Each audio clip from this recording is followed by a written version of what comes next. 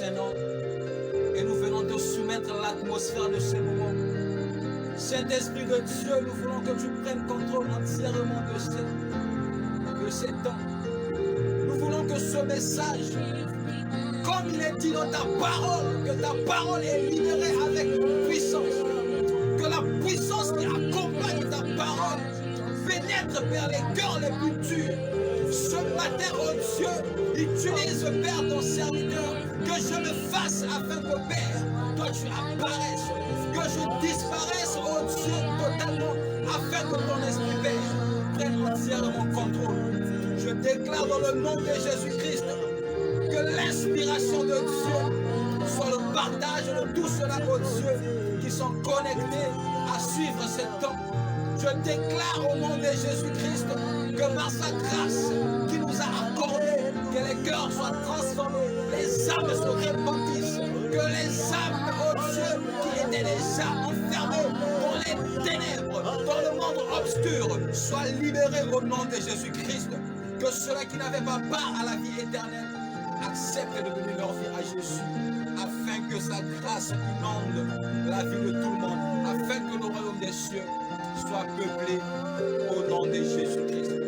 À toi la gloire. Merci Seigneur. C'est le moment que tu as choisi pour nous parler. C'est le moment que tu as choisi pour nous édifier. Libère ta grâce, Père. Libère ta grâce. Merci, Père. Honneur à toi. Honneur à toi. Nous te bénissons, Père, parce que tu as déjà pris contrôle de ce moment. Disons Amen. Disons Amen. Amen. Bien-aimés, que Dieu vous bénisse encore une fois de plus. Le thème, nous sommes toujours en train de poursuivre, c'est que les hommes de Dieu ont commencé sur ce plateau depuis un moment. Nous parlons de la nouvelle naissance. La nouvelle naissance. Bien-aimés, lorsqu'on parle de la nouvelle naissance, qu'est-ce que la nouvelle naissance? Les hommes de Dieu sont passés, ils ont défini si bien la nouvelle naissance. Beaucoup qui étaient connectés ont pu comprendre ce que c'est la nouvelle naissance. Bien-aimés, j'aimerais ajouter simplement à ce qui avait déjà été dit par les anciens qui sont passés, que la nouvelle naissance, lorsqu'on entend parler de la nouvelle naissance, il s'agit tout simplement de la naissance d'en haut. La nouvelle naissance, c'est la naissance d'en haut, c'est-à-dire la nouvelle naissance, la naissance selon Dieu. Bien-aimés, pour être en contact avec les humains, il faut être un humain. Il faut naître d'un humain. Pour être dans la société des humains, si tu n'es pas humain, si tu n'es pas fait de chair, tu es différent et tu ne peux pas cohabiter avec les humains. C'est pourquoi moi, je suis venu au monde par le canal de deux personnes, un père et une mère. Grâce à eux, je suis ici. Ils sont mes parents biologiques. Mais Dieu est mon père parce que j'ai obtenu la nouvelle naissance. Parce que j'ai bénéficié de la nouvelle naissance. Je suis né selon lui également. Bien-aimé, tu ne peux pas être enfant de Dieu sans être né de nouveau, sans être né de Dieu. C'est pourquoi lorsqu'on parle de la nouvelle naissance, il s'agit de la même manière que tu es né des hommes, afin que tu aies part aux humains, de la même manière que tu dois naître selon Dieu, afin d'avoir part à ceux qui entourent Dieu dans sa divinité. Bien-aimé, la nouvelle naissance, il s'agit donc de naître d'eau et d'esprit. La naissance d'eau et d'esprit, qui symbolise respectivement l'eau, c'est la parole. La Bible déclare dans le livre de 1 Jean, dès les premiers versets, la Bible dit qu'au commencement était la parole.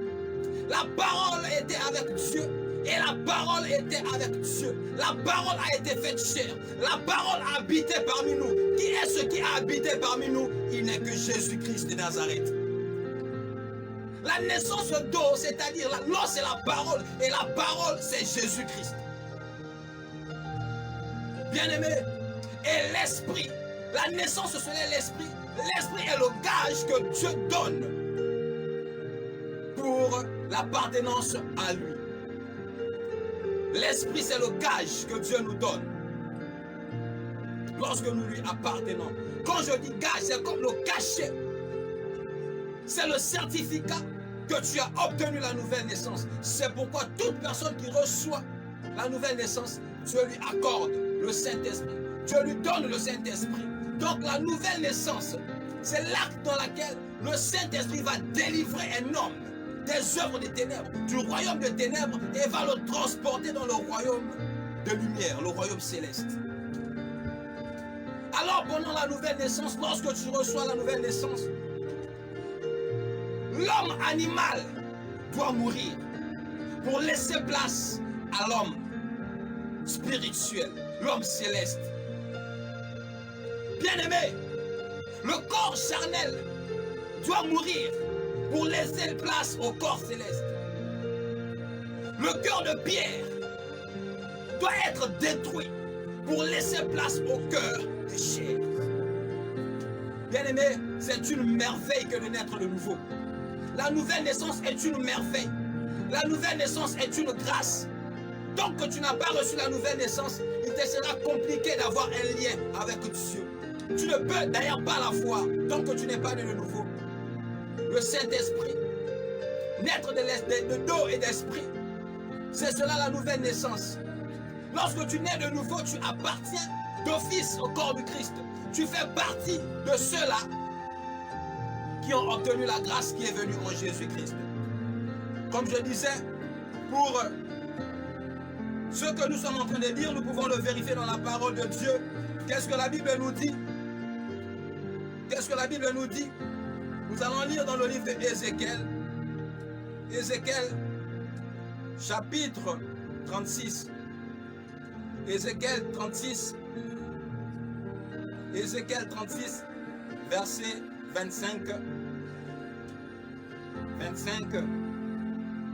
à 27. Qu'est-ce que la parole de Dieu nous dit? Nous allons comprendre ce qui se passe lorsqu'on est né de nouveau. Lorsque Dieu décide de t'accorder, lorsque tu décides d'appartenir à Dieu. Alors la Bible dit ceci. Nous sommes dans Ézéchiel chapitre 36 à partir du verset 25. La Bible dit: je répandrai sur vous une eau pure. Nous avons dit qu'il s'agit de naître d'eau et d'esprit. L'eau, c'est la parole et la parole, c'est Jésus. Je répandrai sur vous une eau pure et vous serez purifiés. Donc cette eau vient pour te purifier. Je vous purifierai de toutes vos souillures et de toutes vos idoles. Donc lorsque tu reçois la nouvelle naissance, Dieu te purifie de toutes les souillures et de toutes les idoles. Si tu avais des totems, si tu avais des liens négatifs, si tu avais des liens familiaux, Dieu doit t'enlever ces choses-là parce que ce n'est pas en conformité avec lui. La Bible dit ceci au verset 26. Je vous donnerai un cœur nouveau, c'est-à-dire que le cœur de pierre doit être ôté pour laisser place au cœur de chair. Et vous serez, nous sommes au verset 26, je vous donnerai un cœur nouveau et je mettrai en vous un esprit nouveau. Je disais tantôt que le Saint-Esprit, c'est le gage que Dieu nous donne lorsque nous naissons de nouveau. J'ôterai de votre corps le cœur de pierre et je vous donnerai un cœur de chair. Je mettrai mon esprit en vous et je ferai en sorte que vous suiviez mes ordonnances et que vous observiez et pratiquiez mes lois. Bien-aimé, c'est une merveille. C'est une merveille que de naître de nouveau. Mais bien-aimé, nous devons comprendre que la nouvelle naissance est un acte purement spirituel. Tellement spirituel, mais ses impacts et ses traces se voient et se manifestent dans la vie charnelle de la personne qui l'a reçue. Lorsque tu as reçu la nouvelle naissance en toi, Bien que c'est un processus spirituel, mais l'impact de la nouvelle naissance est visible dans la vie charnelle et physique de l'homme. Alléluia. Alors, aujourd'hui, nous constatons qu'il y a maintenant deux types de nouvelles naissances au milieu des chrétiens. On se pose des questions. Lorsqu'on voit quelqu'un donner sa vie à Jésus, on voit certaines personnes, après avoir donné leur vie à Jésus, leur conduite, leur caractère est différent. On voit qu'il y a la lumière en eux. On voit leur façon de se comporter. Quelqu'un qui était accro, par exemple, à la boisson, mais dès qu'il a reçu la nouvelle naissance, il a changé complètement. Quelqu'un qui avait un comportement négatif, un comportement bizarre, un comportement qui faisait que les autres le rejettent parce qu'il n'était pas agréable. Mais dès qu'il a reçu la nouvelle naissance, on voit que cette personne est transformée. Il ne vit plus comme il était avant. Il a complètement changé. Mais il y a d'autres personnes, malgré qu'il prie, malgré qu'il dit qu'il a reçu la nouvelle naissance, on voit que les choses ne changent pas. Il demeure la même personne. La condition est la même. Le comportement est le même. L'attitude n'a pas changé du tout. Cette personne prie des années, tu pries depuis des années, tu pries depuis des temps, tu sers même Dieu, tu es parfois même serviteur, servante de Dieu. Depuis que tu es converti, depuis que tu as reçu le Christ comme Seigneur et Sauveur, mais ta vie ne change pas. Tu cours derrière une grâce depuis des années, tu cours derrière une bénédiction devant Dieu depuis des années, mais tu ne l'obtiens pas. Pourquoi? Pourquoi tu n'obtiens pas cette grâce? Pourquoi? Est-ce que Dieu est injuste? Est-ce que Dieu est incapable de te donner ce que tu cherches? Non, il n'est pas incapable. Mais simplement parce que aujourd'hui dans le monde actuel, on retrouve deux types de nouvelles naissances parmi les croyants, parmi les chrétiens. Amen. Donc, le premier type que nous retrouvons, c'est le type partiel. Ceux qui sont partiellement nés de nouveau. Ceux qui sont partiellement nés de nouveau, nous allons rester sur le verset 37 pour comprendre ce que Dieu dit. Toujours Ézéchiel 36, le verset 27, autant pour moi. Dieu dit ceci: je mettrai mon esprit. Je mettrai mon esprit en vous et je ferai en sorte que vous suiviez mes ordonnances et que vous observez et pratiquiez mes lois. La naissance, la nouvelle naissance partielle, le type partiel. Quand je parle du type partiel, qu'est-ce que je veux dire par là? Ce sont des personnes qui ont accepté de recevoir Jésus-Christ, mais qui ont rejeté les ordonnances, les commandements et les lois de Dieu. Il y a beaucoup. Quelqu'un a reçu Dieu, a reçu Christ dans sa vie, mais cette personne ne marche pas en conformité de la parole de Dieu. Il n'est pas totalement né de nouveau. Il est né de nouveau en partie. Il a fait la moitié du chemin. Il reste encore à faire. Alléluia. Ce type de personnes, nous les rencontrons partout dans nos milieux. Et il y en a parmi nous qui se plaignent. Depuis que je suis à l'église, j'étais dans le monde. Peut-être même quand j'étais dans le monde, j'étais mieux, mais depuis que je suis devenu chrétien, mes affaires, mes activités ne marchent plus. Et bien aimé, c'est parce que tu n'as pas fait tout le chemin. Tu as fait la moitié du chemin. Il te faut faire la nouvelle naissance entièrement. Et s'il y a la nouvelle naissance partielle, l'autre type, c'est la nouvelle naissance totale. Quelqu'un qui est dans la nouvelle naissance totale, c'est celui-là qui a non seulement accepté Christ comme Seigneur et Sauveur, mais celui-là qui accepte également de marcher selon les lois, de marcher selon les principes et selon les commandements de la parole de Dieu. Si Dieu dit ne volez pas, mais toi tu voles, est-ce que tu es en conformité avec ces commandements? Non. Si Dieu dit malheur à celui qui fait travailler son prochain sans lui payer son salaire, mais toi tu es celui qui fait travailler ton prochain sans pourtant lui payer et tu fais exprès. Bien qu'il ne dépend pas de tes œuvres, bien qu'il ne dépend pas de tes efforts, ça dépend de la grâce, mais il est important de respecter les commandements de Dieu. Alléluia. Vous êtes bénis. Partagez énormément, partagez massivement ces messages. Partagez ces messages parce qu'il y a beaucoup de choses à découvrir. Pendant ce temps, nous aurons à découvrir beaucoup de choses. Pourquoi il faut naître de nouveau? Nous allons découvrir comment est-ce qu'on fait pour naître de nouveau. Et nous allons découvrir qu'est-ce qu'il faut faire et qu'est-ce qu'il ne faut pas faire lorsqu'on est né de nouveau, jusqu'à la fin de, de 7 ans, nous allons le découvrir. Bien-aimé, voici cela. Donc, la nouvelle naissance totale, c'est lorsque tu acceptes Christ, mais tu acceptes également ses commandements. Tu dois marcher selon la parole de Dieu. Jésus-Christ est la parole. L'eau, c'est la parole. Et la parole qui vit en toi doit être manifestée. Si Jésus vit en toi, tu dois avoir la vie de Jésus. On doit voir la marche que Jésus avait. Tu dois avoir un cœur d'amour. Tu dois avoir la sensibilité. Toutes les œuvres de la chair, on ne doit plus les voir en toi. Tu es né de nouveau, mais c'est toi qui t'assois pour critiquer tes frères. Mais c'est toi qui t'assois pour faire du tort à tes frères. Mais c'est toi qui tues alors que Dieu a interdit de tuer. Bien-aimé, tuer, ce n'est pas seulement ôter la vie. Mais bien-aimé, lorsque tu t'assois, tu salis la réputation de ton frère, tu le tues. Lorsque tu gaspilles son gagne-pain, tu le tues. Lorsque tu sais que dans ce milieu-là, on l'aime bien, mais toi, tu es animé par l'envie. L'envie, pour ne pas dire la jalousie. Tu es animé par l'envie. Tu vas commencer à envier l'autre. Et tu vas venir vouloir gâcher là où on l'aime. Tu vas commencer à faire des mauvais témoignages sur lui. Et si ces personnes avaient l'habitude de lui donner des présents, parce que tu as mené un mauvais témoignage, parce que tu as mené un mauvais sujet, alors il n'a plus les bénéfices qu'il avait avant. Tu le tues. Admettons qu'il ne dépendait que de ça. Bien-aimé, tu n'es pas conforme à ce que tu as reçu. Tu ne manifestes pas ce que tu as reçu en Jésus. C'est pourquoi il est important de vivre en conformité de la parole de Dieu. Il est en conformité de vivre il est important de vivre selon l'œuvre de Dieu, selon ses instructions, ses ordonnances. C'est alors qu'on voit la manifestation de celui-là qui a reçu véritablement Jésus-Christ comme Seigneur et Sauveur. On voit celui-là qui est véritablement né de nouveau. Ne t'assois plus dans l'assemblée des moqueurs.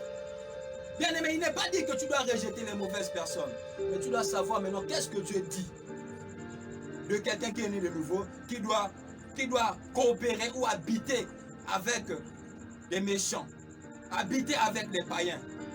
Il y en a, lorsqu'ils sont nés de nouveau, ils sont trop spirituels, qu'ils ne peuvent plus vivre avec les autres frères qui sont païens. Mais bien aimé, si toi tu es spirituel, tu ne marches qu'avec les spirituels. À quel moment tu vas aller prêcher l'évangile? À quel moment tu vas faire en sorte que les autres se convertissent et qu'ils te suivent? Que les païens te suivent dans ce que tu fais, si tu n'es pas en contact avec eux. Bien aimé, c'est très important. Donc il ne faut pas naître d'esprit, il ne faut pas naître de nouveau de manière partielle, mais il faut totalement naître de nouveau. C'est-à-dire recevoir Jésus-Christ comme Seigneur et Sauveur et également accepter de marcher selon les ordonnances et les principes de Dieu qui se trouvent dans sa parole. Tout ce que Dieu te dit dans sa parole, tu dois l'appliquer, tu dois suivre cela à la lettre afin que tu vives les merveilles. C'est alors que tu suivras cela, c'est que chaque grâce que Dieu a promis pour ceux-là qui l'ont reçu de nouveau, qui l'ont reçu en esprit, en vérité. C'est alors que tu vas commencer à marcher ainsi, c'est alors que tu vivras les merveilles de la grâce de Dieu. C'est merveilleux. Il est très merveilleux de naître de nouveau. Et de manière totale, pas de manière partielle. Vous êtes merveilleux. Partagez massivement. Parce qu'il y a beaucoup de choses à découvrir. Il y a beaucoup de choses à découvrir. Il y a beaucoup de choses à découvrir. Et Dieu ne cessera de vous parler. Dieu ne cessera de vous parler de l'importance de la nouvelle naissance. Bien aimé, lorsque tu nais de nouveau, on doit voir la distinction. On doit voir la différence dans l'être que tu étais avant et l'être que tu es maintenant. Bien aimé, il n'est pas dit que parce que tu as accepté le Seigneur Jésus-Christ comme Seigneur et Sauveur, parce que tu es né de nouveau, que tout doit commencer à couler dans ta vie. Ça va dépendre aussi de tes efforts. Ça va dépendre de ce que tu fais. Bien que Dieu ne te tient pas rigueur lorsque tu ne sers pas. Bien que Dieu ne te tient pas rigueur lorsque tu ne manifestes pas de l'amour. Dieu ne t'en veut pas. Mais tu te livres toi-même à l'ennemi. Tu ouvres toi-même des portes. Tu donnes un droit légal à Lucifer d'être ton maître. C'est pourquoi il est important de marcher selon la loi de Dieu. Il est merveilleux. Alors, pourquoi naître de nouveau? Pourquoi il faut que nous naissions de nouveau? Pourquoi il faut que nous ayons la nouvelle naissance en nous? pourquoi il faut naître d'eau et d'esprit. Il est important de savoir ça. Parce qu'il y en a, tu vas prêcher l'autre, tu vas enseigner l'autre, tu vas évangéliser l'autre. Tu dois naître de nouveau. Naître de nouveau, il te faut la nouvelle naissance. Mais tu n'as pas expliqué pourquoi il faut qu'il naisse de nouveau. Alors nous allons comprendre ça. Qu'est-ce que Dieu dit? La Bible nous dit dans le livre de Jean 3:3. Jean 3:3. Qu'est-ce que dit Dieu? Que dit Dieu? La réponse est là. Jean 3:3. Jean 3:3. Il est important de le savoir. La Bible dit ceci. Jésus lui répondit, en vérité, je te le dis, si un homme est né de nouveau, il ne peut voir le royaume de Dieu. Pourquoi tu dois naître de nouveau? Jésus dit, si un homme est né d'eau et d'esprit, il ne peut voir le royaume de Dieu. C'est-à-dire que tu dois naître de nouveau parce que la nouvelle naissance, c'est ton visa. La nouvelle naissance, c'est ce qui te donne accès au royaume des cieux. Sans la nouvelle naissance, tu n'as pas accès au royaume de Dieu. Pour avoir part à la divinité de Dieu, dans son royaume, pour communiquer avec lui, c'est pour te permettre d'être reconnu officiellement par lui et par toutes les divinités qui l'entourent. Ça t'aidera à recevoir le corps spirituel, d'abolir, de tuer le corps charnel, qui te permettra d'accéder à l'assemblée des esprits divins de Dieu. Amen. Il est très important. Il est très important. Lorsque tu reçois cette grâce, lorsque tu es né de nouveau, tu dois comprendre que Dieu fait de toi un homme spirituel. Tu dois avoir cet impact spirituel. Alors qu'est-ce qui va se passer? Je disais au début, tu es né d'un homme. Il te faut naître maintenant de Dieu. C'est-à-dire, comme la Bible nous le dit, la Bible dit dans Jean 4:24, Jean 4:24, Dieu est esprit.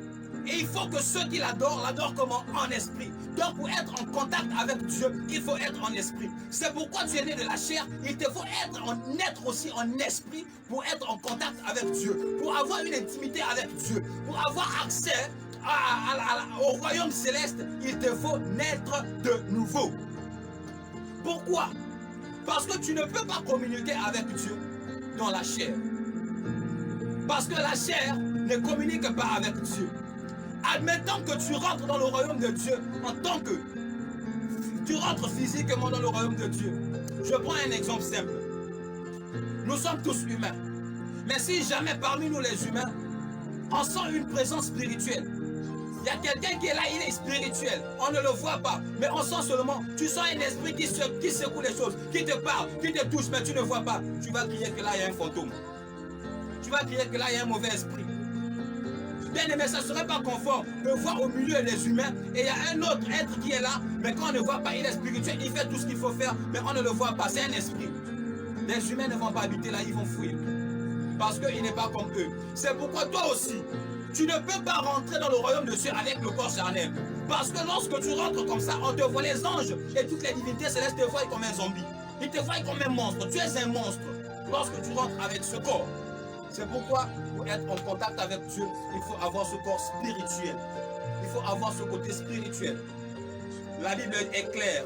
Dieu est esprit et il faut que ceux qui l'adorent, l'adorent en esprit.